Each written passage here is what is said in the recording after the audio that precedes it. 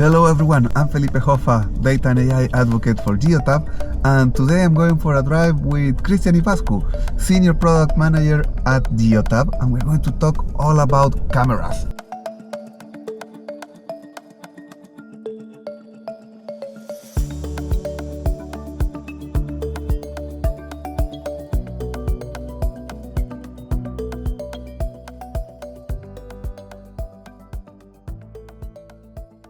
So, how are you doing, Cristian? Good. How about you, Felipe? Good. I feel safe here, not only because we have a Go Focus Plus in the car, but also because you understand a lot about what it takes to build a camera. I'm going to show you something now where I'm going to pick up my phone and I'm going to pretend that I'm talking on my phone. Coaching comes down to a few different things. It's not Put your phone down. And there we go. The camera reminding me to put the phone down. Coaching isn't just for your new drivers. Seasoned professionals that have been doing this, maybe they're going through a tough time. You never know what's really happening, and they might have a phone call from a family member, something like that. But people now use hands-free systems, more okay, but still adds a bit of distraction. But again, it's trying to remind even people that really know what they're doing and have been doing it for years, what safe behavior is, because we all tend to get complacent the more confident we are at what we do. Yeah, so not only every driver is different, but also every day is different. You might be more tired today, there might be an emergency, there might be something that really needs you to talk on the phone. Yeah, and it's always trying to support the driver, trying to make sure that if there are, little behaviors, little slips like that happen, that they can be reminded what the good behavior is, what the right way to approach it is, and then trying to address it in the cab before it ever has to get to the manager. Yeah, and today we have you on the driver's seat, so yeah, you can talk also about how does it feel to be a driver that either doesn't want a camera or wants a camera because it's going to help them. How do you manage those conversations? Yeah, and it's always a tough conversation. The real way that you do that is by, when you implement a camera program and a safety program, you start to look at the positive impacts rather than just the negatives. Rather than trying to discipline your drivers and reprimand them, you look at ways that you can acknowledge safe behavior. And when you start to do that and you get one or two drivers where, something happened where they weren't at fault, and you were able to use the video to show that they're not the ones at fault, and it saves them, it saves the company, that's when you get a driver champion, someone that's willing to step up and advocate for it to the rest of the drivers. And that's what ends up making those conversations a lot easier in the future.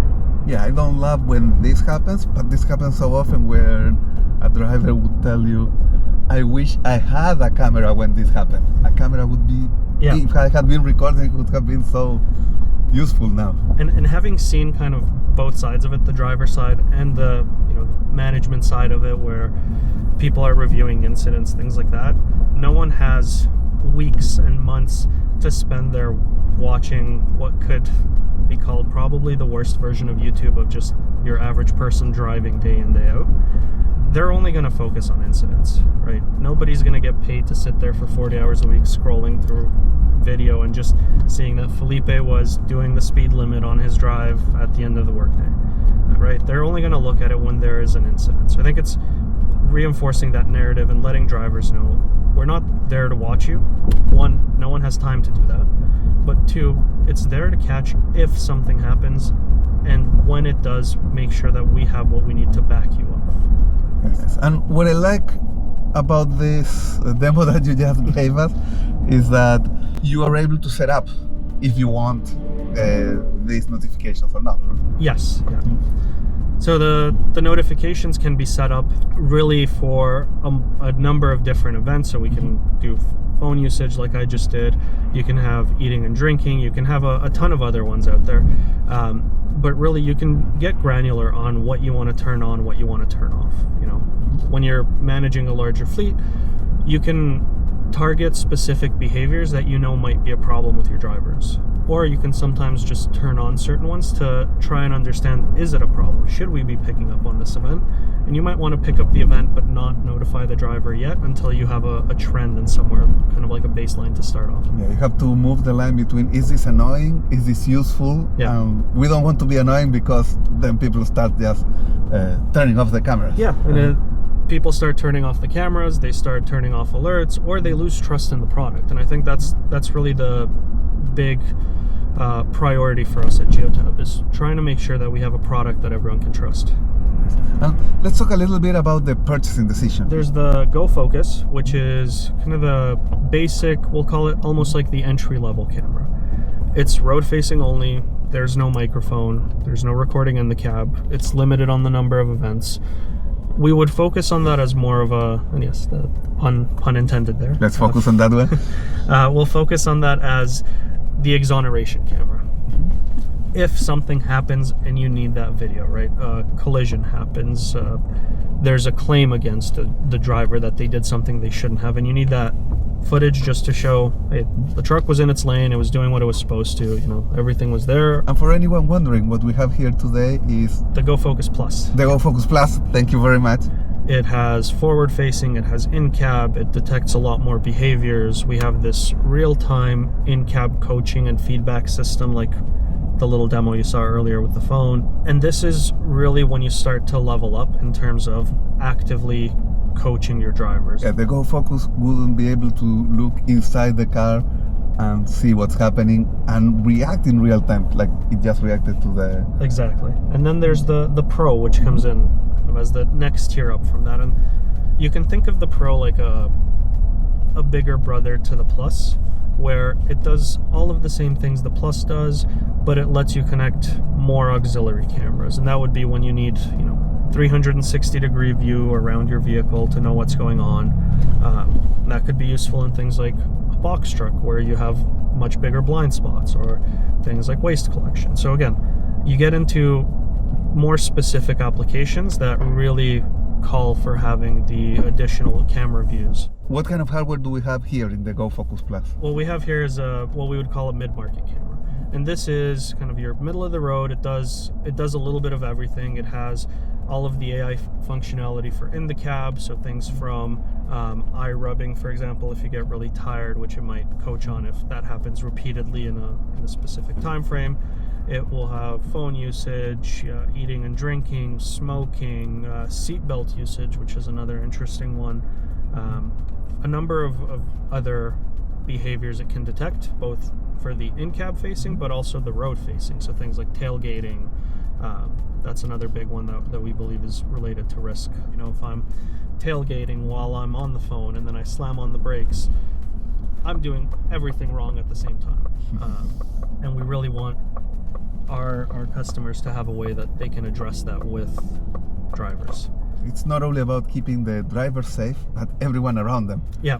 Now, going back to the hardware, many things that you said that the Go Focus Plus is able to do, it's able not because the hardware is different, but because the AI models inside it change.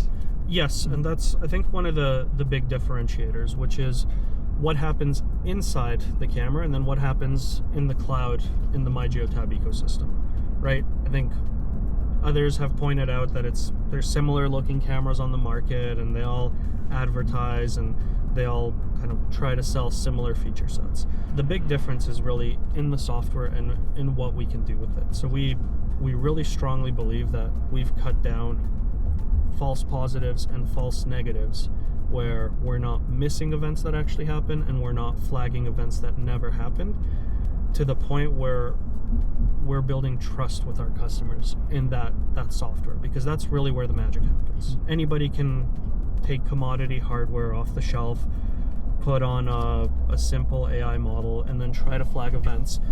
But if they, as a manager, if they start flagging things to you that either never happened or that completely missed, and you had to go back because your drivers are telling you and you go figure that out, then you lose trust and faith in that product, and it's not something that you're willing to recommend to others. And that's the one thing that I think we focus very heavily on at Geotab. It's a very similar story to the Go device, like the basic element of having a GPS in a car or getting data out of a car. It's a very interesting project that anyone can do at home. Yeah. Is how do you build trust over that data? So one big thing that we do is actively get access to new vehicles and actively scan with professional tools what is going on inside the vehicle, what activities passing across the network, the CAN bus, and try to really understand not just the raw data, but how that data relates to how the vehicle behaves. And that's one way that we try to build that trust. Because I think once you understand that, accelerometer going crazy side to side, does that mean you're driving aggressively? I think once you start to put the context around the behavior, you start to be able to develop these better models for confidence, whether you know if events are truly happening or events might be a false positive because you're on a very bumpy road, for example. Mm-hmm. Like right now? Yeah. So why would fleet managers invest in cameras when they have cars that now have cameras integrated? They have their own coaching and help inside the car. Yeah, and that's a good question, and it has a couple of different avenues to go down. One is availability of the data too, right? Where that data isn't always accessible through an API or to be able to pull into a single system. In some cases, be able to get that, from your living room, but you still have to connect to each individual one, and you don't get that single pane of glass. You might have cars from Ford, and you might have from GM, and you might have from other makers out there, and each one, like OEM telematics, they have their own platform that you can use, which is great. But when you're managing a fleet of hundreds or thousands of vehicles, that's where aftermarket solutions like the Go Focus Plus comes in, that you can install and then have a standard across the fleet. It's not only a problem of normalization, but getting access and being able to see your whole fleet. Yeah. See it all in one place. Yes, and speaking, you were mentioning about having a single provider versus a fleet might already have 100 cameras from one provider, 100 cameras from a different provider. Now we're telling them, go try the Go Focus Plus or go try the Go Focus Pro. How do you have that conversation? Technology will always advance. If they want to stay at the cutting edge, they will need to upgrade in time. And it doesn't mean rip and replace everything all at once. That's a very expensive exercise. But if you pick a platform that you can start with, and you're going with a specific vendor like Geotab, you can start with something like the Go Focus Plus. You can upgrade to the Go Focus Pro on certain vehicles where you need that added power. But what's happening in that software is always the same. And we're going to continue to refine it, and it's going to continue to be an even playing field across all of our products, because we get that standardized data that we can then start to benchmark and start to suggest ways to improve. When you're doing your comparison shopping the way everybody does, and you have that list of features and functions, and you can check off the boxes that it doesn't have this or it doesn't have that, then it makes it a little bit easier for the adoption journey.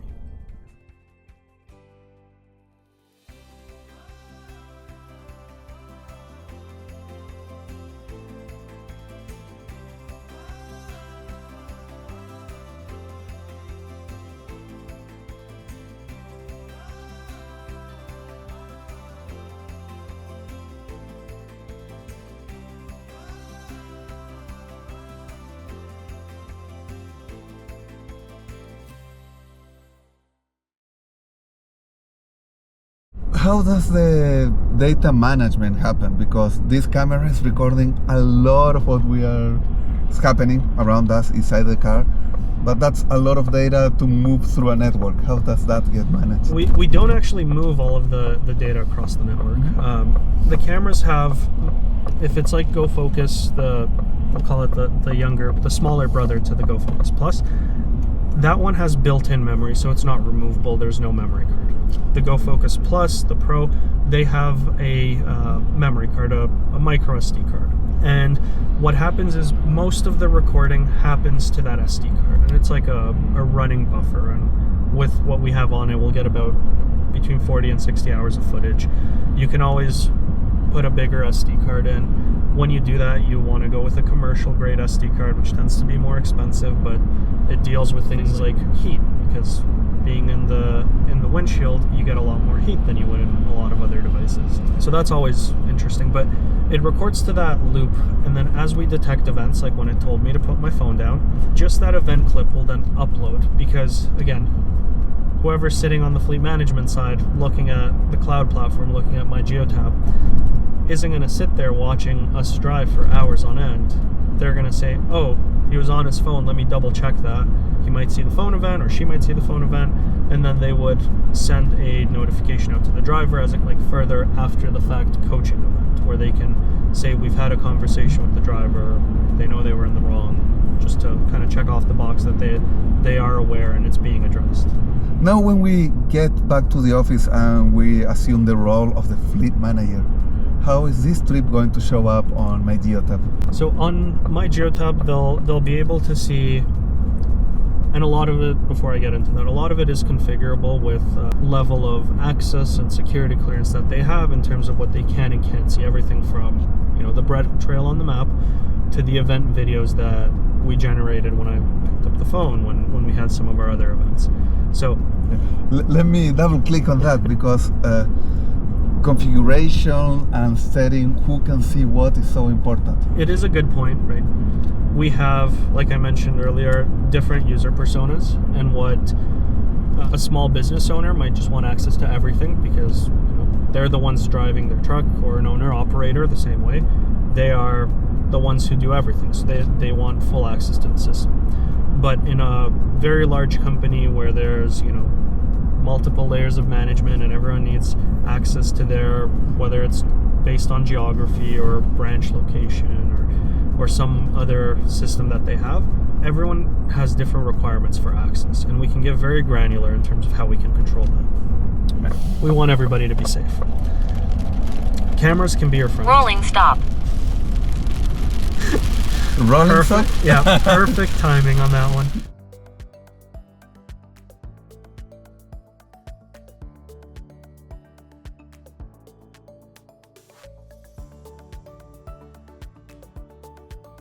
Okay, so people have been watching this video, they love what you have to say, but now they want to know more. Where should people go to learn more about these cameras and what they can do with them?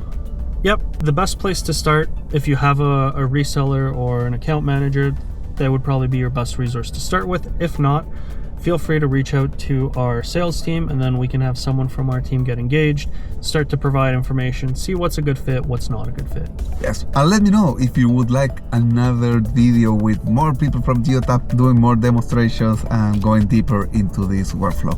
I'm Felipe Hoffa, I loved having you here. Thank you, Cristian. Hope to see you soon. Thanks, Felipe.